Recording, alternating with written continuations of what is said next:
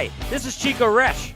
You are listening to the Let's Go Devils podcast on the Primetime Radio Network. Happy Devils Tuesday. This is Game Day Live, coming to you live from an undisclosed location in beautiful New Jersey. Obviously, I'm not in the bunker. And somewhere in Chicago, Illinois, in Vinnie's car, the Primetime Radio Studios in motion. Streaming live on Facebook Live, YouTube Live, X Live, and Twitch on the Let's Go Devils Network as the Devils play the defending Stanley Cup champion Florida Panthers tonight. First half of a back-to-back away series. I don't know what you call this, but it's a very strange thing on the schedule. By the way, joinourcrew.com. Sign up because we will be down in Florida, in Tampa, on Saturday outside of Amalie Arena. Get the latest of where we will be. Joinourcrew.com. Vinnie, Parise, how are you, my friend? I'm very well, Sam. You brought up a point. So I'm a weirdo. I meditate on things sometimes. I meditate on hockey quite a bit. I was thinking about the Devils' upcoming week. Florida, Tampa, all in Florida. I'm trying to think of a time. I cover the Blackhawks professionally. I follow the league as a whole. I cover the Devils professionally and as a fan. I can't recall a team not in a series playing back-to-back, same team, both on the road or both at home. It's usually a home and home. Work in the schedule. A home and home. One of these two games would be at Prudential Center in a normal schedule, I think. But you know what? Sometimes that happens. I think the NHL uses AI a little bit to help make these schedules these days, and it's just a weird little quirk in the schedule to go Florida, Tampa. Listen, nobody would be talking about it if it were, I know they just lost to them, but San Jose, Anaheim. Yeah. Because, it's quote-unquote a bad team, even though Mackenzie Blackwood, and I thought the Sharks as a whole actually played their best game of the season. People crap on the Devils for losing to the Sharks. Listen, they get paid too, and they want to win, and they're going to beat teams that are better than them in the standings this year. The Devils fell victim to that, but, it's Florida. It's the defending Stanley Cup champions. We got to play them twice in a row in their building. That's crazy. I'm yeah, you know what? I think honestly. they used AI to see if they can save on travel costs. I think that's what they probably did, because usually every year I look forward to it, it's Florida on a Saturday or vice versa, Tampa on a Saturday, and then the next following Sunday is like which they have a Florida weekend. This is kind of like, okay, it's spread out Tuesday and a Thursday. It's like, I can't get down. But if you have it as a Saturday, Sunday, with Florida down in Sunrise and Tampa, I'm at both games. And I'm just disappointed it didn't happen. It's usually in like February or March where, you get away from the snow and the cold up in the Northeast, or in your case, the Midwest. You go down to Florida, you have a good time, good weather, and now it's kind of spread. But Max says early day today, huh? Yeah. It is an early day because Vinnie wanted it that way. You got a problem with that, Max? Don't be shocked if it's similar on Thursday as well. Got a lot going on. We got stuff to do, and we don't miss shows. Between Shorts Guy, Sam, and I, this show lives. Whether it's two of the three of us, three of the three of us, one of the three of us, the show goes on, and sometimes we have to take drastic measures to get it done. Yeah, drastic measures, and we even started a new podcast, At the Point, with myself and Bruce Zeman, the Maiden Voyage. Loved episode 1. Vinnie was Vinnie was texting me. I can learn a lot from you guys, man. Listen, I love the Devils. All you who follow me on Twitter know how much I love the Devils. All of you who follow me on Twitter also know how much I love the sport of hockey as a whole. I'm not just tweeting about one team. I'm tweeting about all 32 teams basically all day, every day. And that show encapsulates all of it. Oh, I can't wait to hear you guys talk about the Bruins. Oh, maybe you'll get a little Hawk talk in there at some point. Oh, that's great stuff, you guys. Good work. Good work. Yeah. At the Point, presented by the Let's Go Devils podcast. Yeah.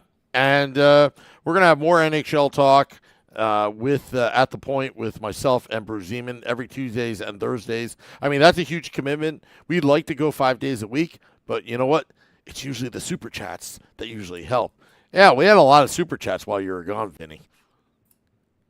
That's amazing. Love to hear it. Keep on sending that support. We love it. We love doing this, and that makes it easier. Yeah, and Max is using this live podcast in his drive time rush hour traffic as he's, stuck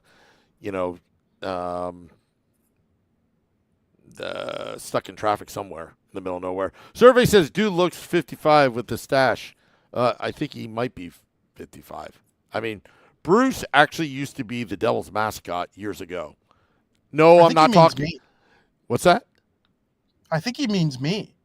Oh, I thought he was talking about. Maybe he means Bruce. Maybe I don't know. Means Bruce. I don't know, Survey. To be more accurate. Maybe he thinks that you're Bruce because you're wearing the stash. Well, it's Movember, people. I've been a little lazy with the rest of my face, but I'll have that taken care of before the next show. But yeah, it's Movember, people. What do you mean? Yeah. Mustache? I don't care how old I look. He's kidding. We're all thrown off. Anyway, Devils Panthers tonight.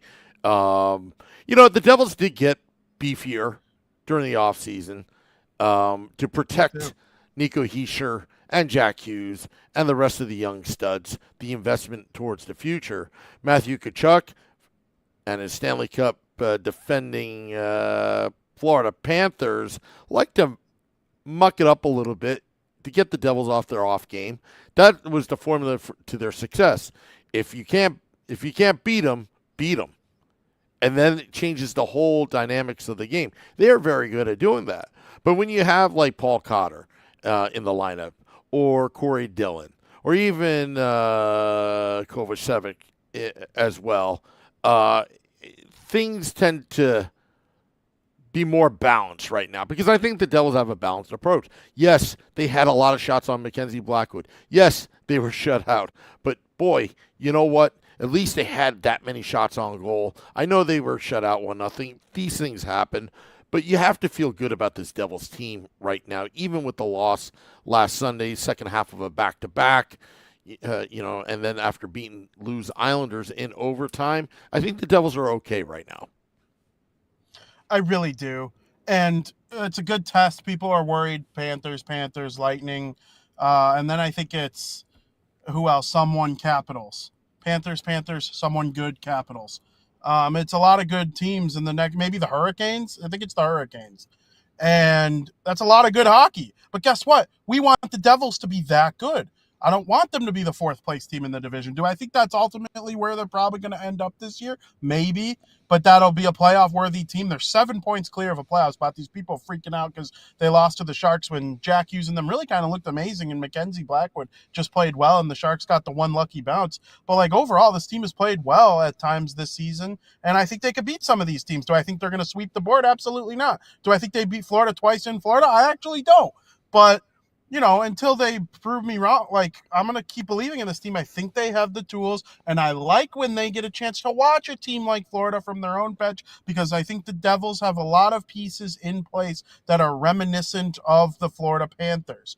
An elder goalie that has had an up-and-down career where his ups he looks elite. I think Markstrom has come third in the Vezina Trophy race before. Obviously, Bobrovsky has won it twice. He's going to the Hall of Fame. Little bit. He's a better goalie overall. But it's an elder goalie who's been good at times and bad at times. Jack Hughes is an offensive force, just like Matthew Tkachuk. One's the center and one's not. But I think Nico Hischier is a diet version of Sasha Barkov. When I think of someone like Sam Reinhart, someone who could just in any given year pop off 45, 50 goals. Last year he had 60. That was the career year. He might do it again this year. But like Timo Meier's that kind of power forward.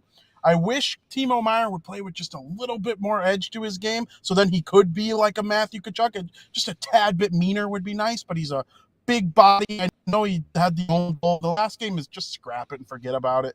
But Timo Meier's having a good year. I love Jesper Bratt's game.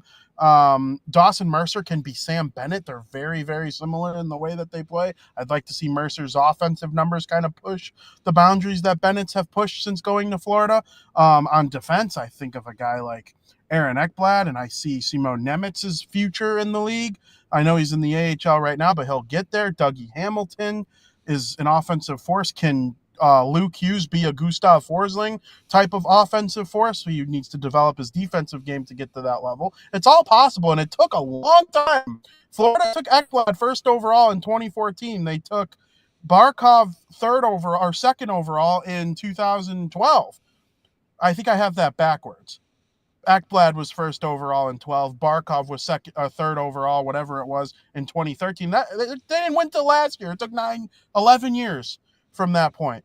So, it's a progress. It's going to take time. Jack and Nico might really be 28, 29 years old before this team is a legitimate Stanley Cup favorite year in and year out. That's what it took for Florida. You try to build on it with years like this. Maybe you get lucky and you win a cup early in the cycle like Chicago did, like Pittsburgh did, or it takes a long time like Florida, like Colorado, like Tampa. There are more examples of it taking a little while than it coming right away. Go watch a team like Florida tonight. If you can get 2 good points against them, it'll be a good sign for the Devils. Oh, absolutely. Sorry, that was a long rant. Oh, yeah, and I want to get to Max's comment that Sam, if you didn't see, it was a lineup change. Nason up to the second line and Mercer down to the third line. You know what? I don't have a problem with that move. You're rewarding good behavior. Stefan Nason is scoring goals. Stefan Nason is mixing it up. He's hard-nosed to the net. It's not bad. And not a bad idea to have a little beefalytics on the top 6 because it can free up players. And when rebounds happen, Nason has a nose for the puck. Absolutely. And Nason is out there with guys who I would say a lot of Devils' top 6 are pass first. I think Bratt could go either way, but I still would lean pass first with Bratt. Myers shoot first, but then Hischier and Hughes are both pass first. You get a guy like Nason up there who just goes to the front of the net. He could add an extra 5-10 goals to his season just by having his stick in the right spot, playing on a line with those guys. And he's earned it. I think he's the Devils' 4th leading scorer right now. He's one of the 5 or 6 guys who's already into double-digit points. He'll end the season with double-digit goals, like probably more than 20. And then, 35, 40, 50 points. Like anything is possible for Nason. Hey, this is a good promotion for him. I think he'll thrive. And normally when the Devils bring back players that they let go, it doesn't work out. So far, this one has worked out. I like what Nason has done to their forward group overall. It's interesting you say that because I'm not a big fan of second tour duty. The only player that had a big impact, second tour duty, that I can remember was Claude Lemieux in 2000. Bringing him back, to the team. Remember Alexander McGinley had a second door duty. Didn't like it. Malakoff, didn't like it. Brendan Shanahan, it was a nice story. Yeah, Scott Gomez, it was a nice story, but didn't really have it. Stefan Nason he was a different player than we last saw him as a New Jersey Devil before, he moved on. And, I think he trained in Carolina, and we got a great player back, a player that the Devils really needed and was sorely missing. And you know what? I love rewarding players like that. Kind of reminds me of Randy McKay. Randy McKay made a living with his fists. But then he got that. But he had actually, with those fists, he had soft hands. And he could actually score goals and be an offensive threat and be a power forward. So you need a little bit of that grit up front because it frees the players, the finesse players like Jack Hughes and Nico Hischier and Jesper Bratt. You need a little bit of muscle up there and a little bit of that hard-nosed style in front of the net. Rebounds happen. Those are good goals. Goals are goal. And it's just a matter of, just getting in there and distracting the goaltender. I mean, we talk about that, all the time. And also Max is saying Tatar needs to do something. What are your thoughts on Tatar?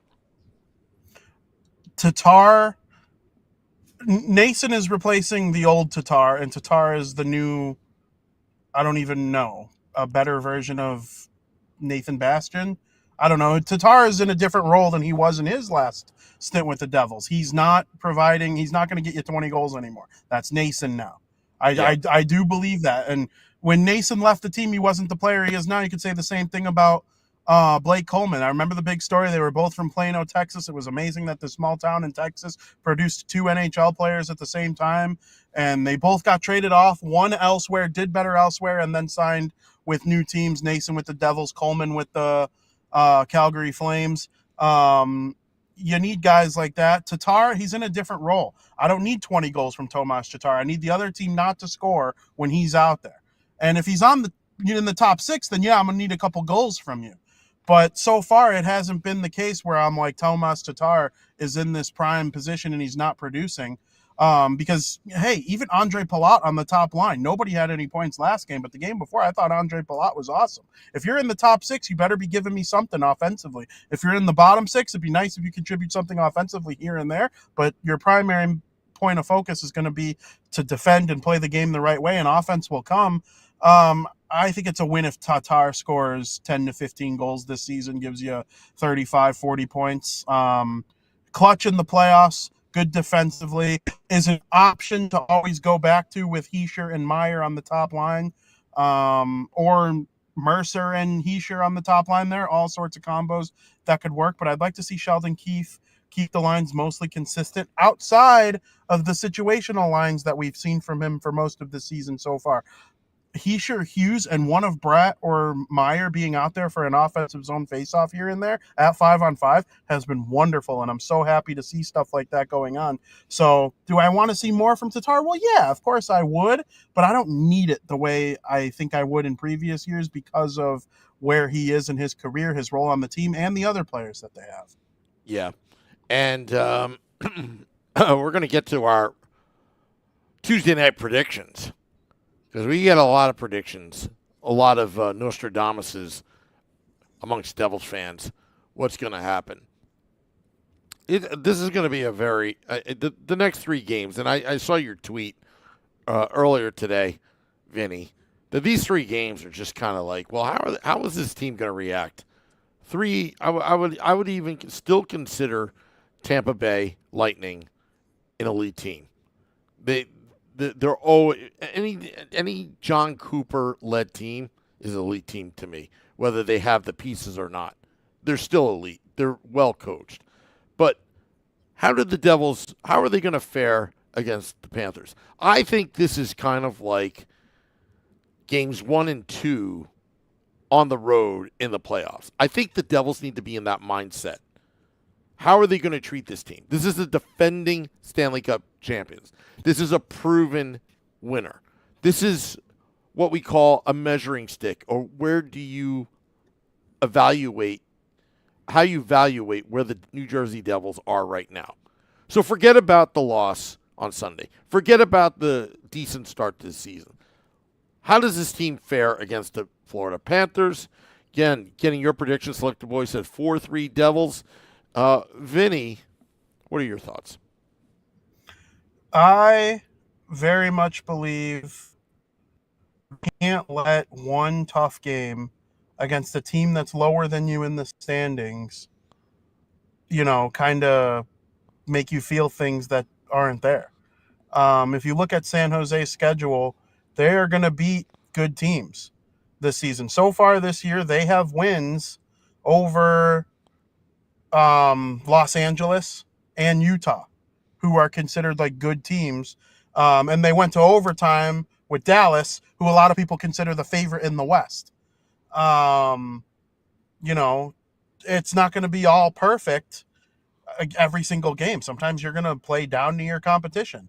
The Sharks were losing 3-0 yesterday in the second half of a back-to-back and rallied all the way back to force overtime. And if it wasn't for a sweet Konechny goal in the shootout, they would have won. They could have won that game too. So from that, I'm not panicking. I think the Devils get it done tonight against the Panthers 3-2. Max says 3-1 Devils. Going to the Facebook Live as well. Don't want to ever forget Facebook Live. Let's see here. Trying to get on Facebook Live. We always have Michael Hay chiming in. Nobody from Facebook Live. Gut Check Sports. Your team's overspent on Markstrom. Allen is as skilled as Markstrom. Well, you know what? You can gut check yourself because right now it's working for the New Jersey Devils. So who cares what you paid for, because that's over and done with. Let's see. AJ Visco, what's up? Got to play fast, physical. Going to be a goalie battle, 2-1. Survey says I'm going to say 3-2 Devs. Max is saying that Nico Hischier legacy game right here. Again, I don't like it when Nico Hischier gets pushed around. I don't like it when the Devils get pushed around. But this season seems to be a little bit of a different flavor. I'm just going to say 2-1 Devils. I'm going to take this prediction seriously because I'm not screwing around, Vinny. We're not messing around here as fans. We want to see some hitting. We want to see it be a chess match. I want to see the coaches go at it, both on and off the ice. Well, off the ice, I always like to see them yelling at each other across benches. Like, it gets me excited, you know. But yeah, 2-1 Devils. Very good, Sam. I was looking to see. It felt like Hischier has had like a strong career against Florida. It's not as strong. Like, it's good. His numbers are good against every team, but it's nothing like above average. 3 goals, 7 assists, 10 points in 16 games. The only number that like caught my eye against Washington, 13 goals, 12 assists for 25 points in 24 games for Hischier. Good thing they got Washington coming up. Maybe Hischier will have a little success coming up here. After scoring all those goals early, he's got 10. He's one of the league leaders, but it's been a couple games without one. So I like that prediction of him possibly getting on the board tonight. Let's get a big win. It's a big game. Absolutely. And all right, let's just want to see some other predictions before we head out. Vinny, just to let everybody know, go to joinourcrew.com as the Let's Go Devils podcast, Game Day Live, and Devils After Dark will be in Tampa outside of Amalie Arena. Go to joinourcrew.com, sign up to our email blast that we will let you know where we will be. Survey says 3-2 Devils, AJ Visco 2-1 battle. That's what I say. Thank you to all those listening in, dropping the podcast in about 20 minutes. Again, Devils After Dark, after the game. Can't wait to celebrate inside the bunker, where I'm heading to right now. Vinny, thank you so much for going live from your automobile. Till next time. Of course, man. Let's go Devils.